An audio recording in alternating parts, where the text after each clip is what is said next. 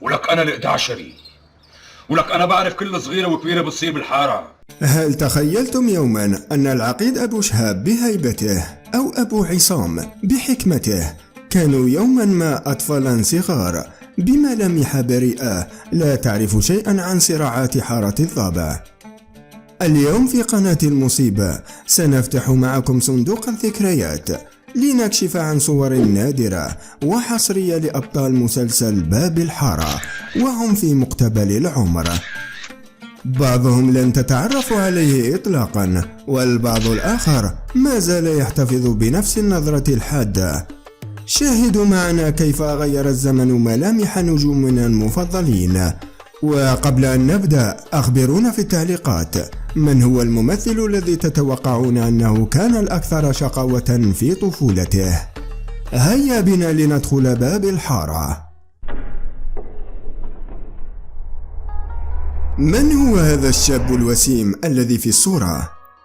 سوف تنصدمون إذا عرفتم أنه الزعيم أبو صالح شخصيا، الفنان القدير عبد الرحمن الراشي.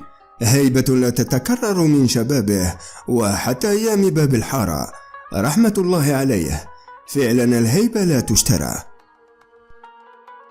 من كان يتخيل أن هذا الطفل البريء راح يصير عقيد حارة الضبع؟ هذا هو الفنان سامر المصري بعمر 9 سنوات، من طفولة هادئة إلى شخصية أبو شهاب التي هزت الشاشات بمرجلتها وهيبتها. ما رأيكم؟ هل ملامحه تغيرت كثيرا؟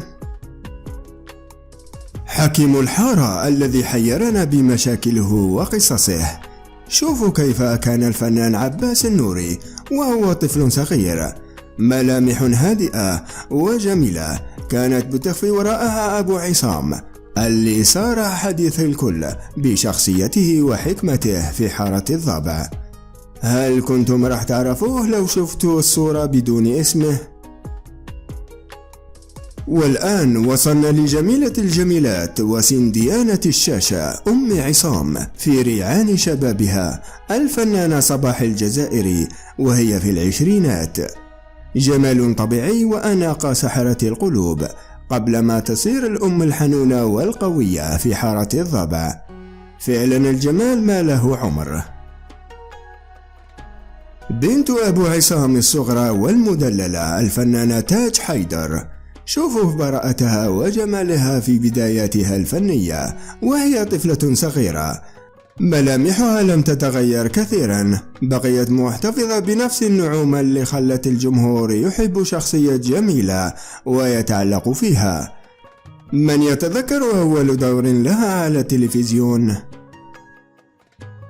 بنت أبو عصام العاقلة والرزينة الفنانة أناهيض فياض وهي طفلة، براءة واضحة في ملامحها من وهي صغيرة قبل ما تبدع في دور دلال وتكسب تعاطفنا بكل مشهد. برأيكم هل تشبه شكلها وهي كبيرة في المسلسل؟ وهلا مع العقيد الحارة القوي والأبضاي وائل شرف. شاهدوا الضحكة الحلوة وهو طفل. من كان يتخيل أن هذا الطفل راح يصير العقيد معتز اللي بيرعب الحارة بصرخته؟ ضحكة بريئة تحولت لهيبة عقيد. ما رأيكم؟ تفتكر وقتها كان عم يضحك لأنه يخطط كيف يهرب من المدرسة ويقنع الأستاذ أن الحارة محاصرة ولازم يروح يفك الحصار. وهذا هو عصام حلاق الحارة اللي شاغل بين نسوانه الثلاثة. شاهدوا الفنان ميلاد يوسف وهو طفل صغير وعم يغمر أمه بكل حنية.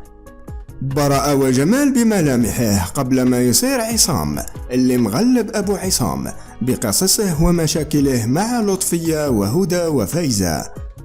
هل ملامحه لسه بتشبه ملامح الطفولة؟ وهلا مع صاحب أطيب قلب وأوفى صديق بحارة الضبع أبو بشير الفران. شوفوا الفنان الراحل حسن دكاك في ريعان شبابه، ملامح بتشع حيوية وطيبة قبل ما يصير الفران اللي كبرنا على حبه وشهامته. الله يرحمه ويغفر له. فعلا ترك بصمة ما تنسى. برأيكم مين كان أوفى، أبو بشير ولا أبو عصام؟ وهلا وصلنا لجوكر الدراما السورية ال11 اللي حبس أنفاسنا في باب الحارة.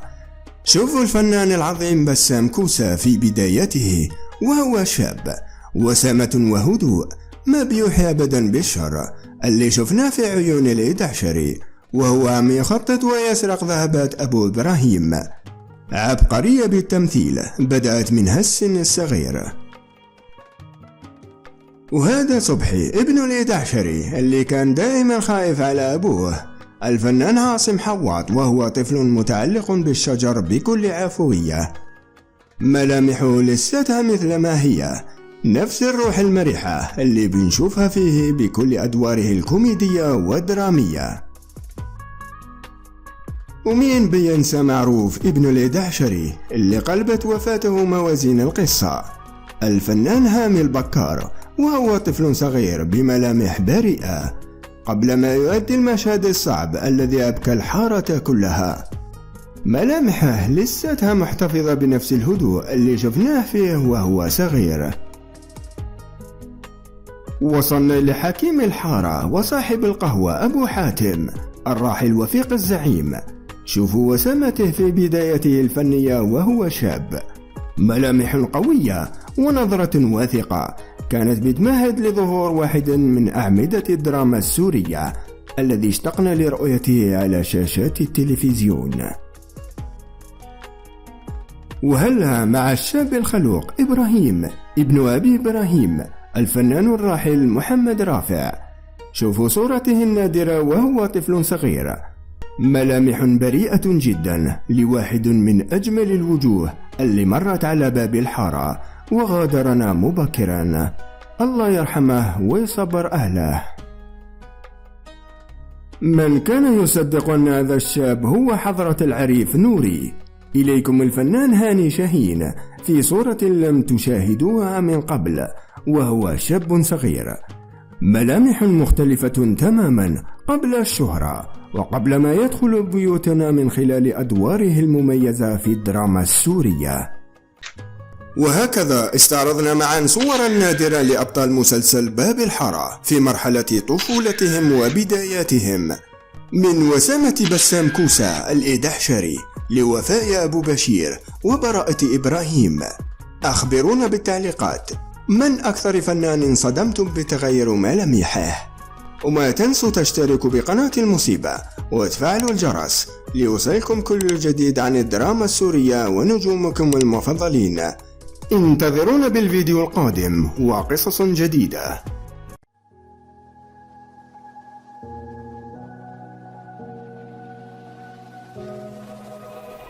Run free and dive into the sky. Here goes